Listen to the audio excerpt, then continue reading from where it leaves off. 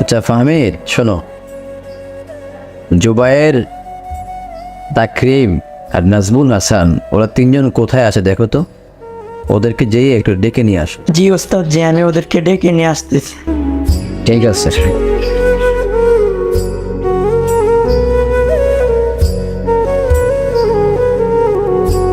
ভাই তোমাদেরকে হুজুরে ডাকতেছে, চলো আমার সাথে চলো।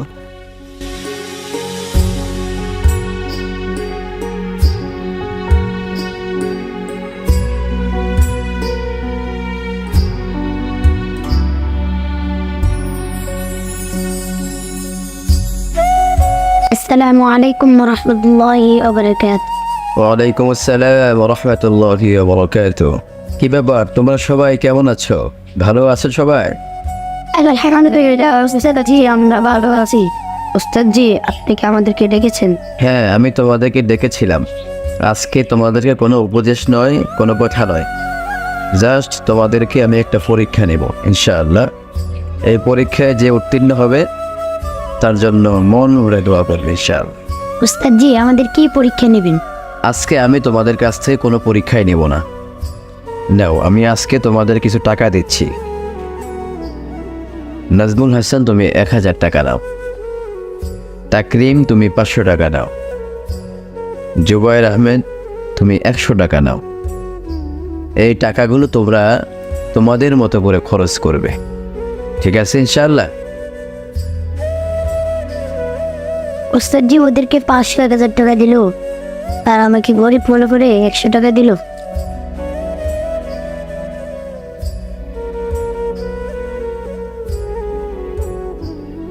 আসসালামু আলাইকুম ওয়া রাহমাতুল্লাহি।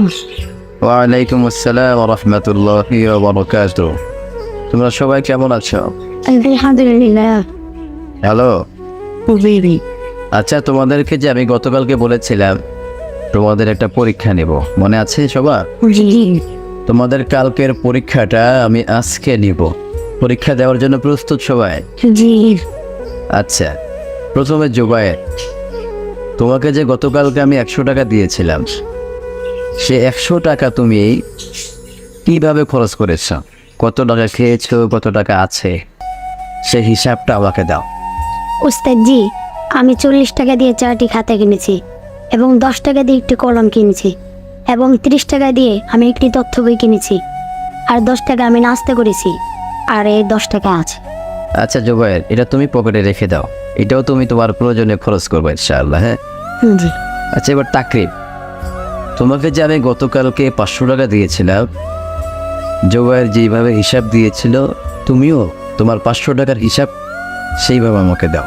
ওস্তাদ জি, আমি 200 টাকা দিয়ে কিতাব কিনেছি, আর 100 টাকা দিয়ে খাতা কলম কিনেছি, আর 100 টাকা দিয়ে বন্ধু বান্ধবকে নিয়ে নাস্তা করেছি, আর 100 টাকা ওস্তাদ জি আমার স্মরণ নেই। আল্লাহ, আমার তো কিছুই স্মরণ নেই, আমি 1000 টাকার হিসাব কিভাবে দিব? আচ্ছা, সমস্যা নেই, 100 টাকার হিসাব দিতে পারো না, সমস্যা নাই। আচ্ছা নাজমুল, তুমি এবার বলো, তোমাকে যে আমি গতকালকে 1000 টাকার একটি নোট দিয়েছিলাম, সে 1000 টাকা তুমি কিভাবে খরচ করেছো, আমাকে হিসাব দাও।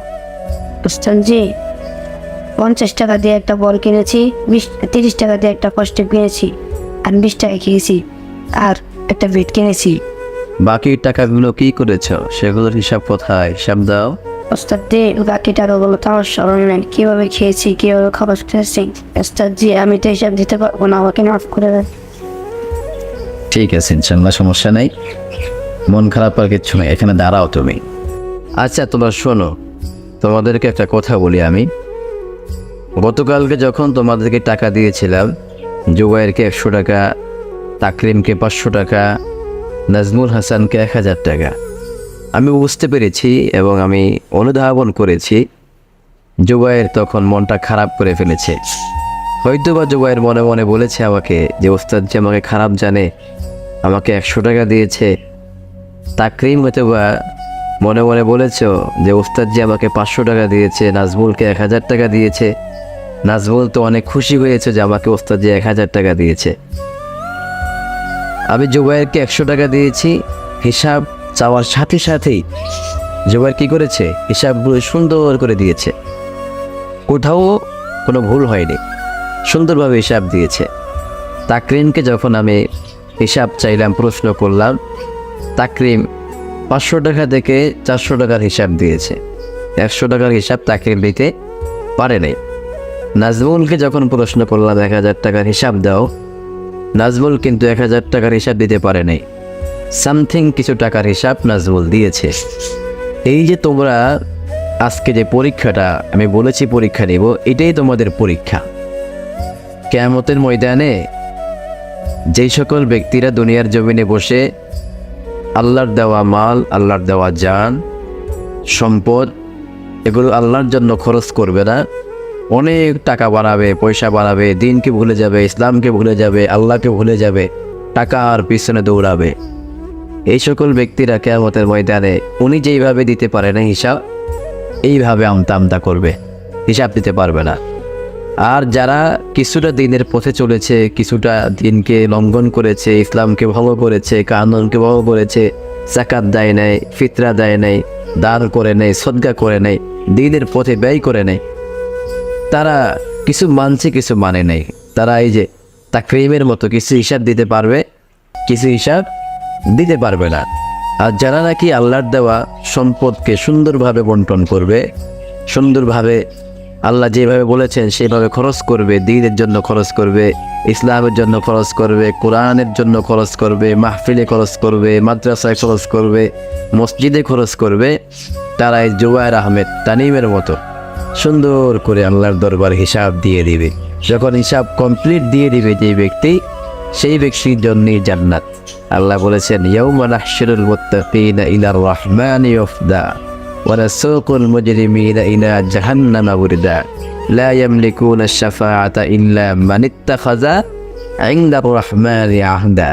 যারা দ্বীনের পথে চলবে, আল্লাহর পথে চলবে, কোরআনের পথে চলবে, তাদেরকে কিয়ামতের ময়দানে জান্নাতের ফেরেশতা দিয়ে, স্লোগান দিয়ে দিয়ে স্বাগত জানিয়ে জান্নাতে নিয়ে যাবে। সুবহানাল্লাহ বলে। আর যারা দ্বীনের পথে চলবে না, ইসলামের পথে চলবে না, আল্লাহর বিধানকে মানবে না, তাদেরকে জাহান্নামের ফেরেশতার মাধ্যমে পায়ের মধ্যে জাহান্নামের শিকল পরিয়ে দিয়ে টেনে হিঁচড়ে জাহান্নামে নিক্ষেপ করবে। অতএব কারণে আল্লাহ তাআলা যে হালতে রেখেছেন আমাদেরকে, কাউকে বড়, কাউকে ছোট, কাউকে টাকার মালিক বানিয়েছেন, কাউকে গরিব বানিয়েছেন, এগুলো নিয়ে মন খারাপ করা যাবে না। জুবায়ের, বুঝতে পেরেছো? ধনীকে বানায়, গরিবকে বানায় আল্লাহ। আল্লাহ তাআলা যেভাবে আমাদেরকে দিয়েছেন এর উপরেই আমরা সন্তুষ্ট থাকব। এটাকে নিয়ে আমি শুকরিয়া আদায় করব, এটাকে নিয়ে আমি চলবো ইনশাআল্লাহ। আল্লাহ তাআলা আমাদের কবুল করুক, আমিন। যাও তোমরা ক্লাসে যাও, ঠিক আছে ইনশাআল্লাহ।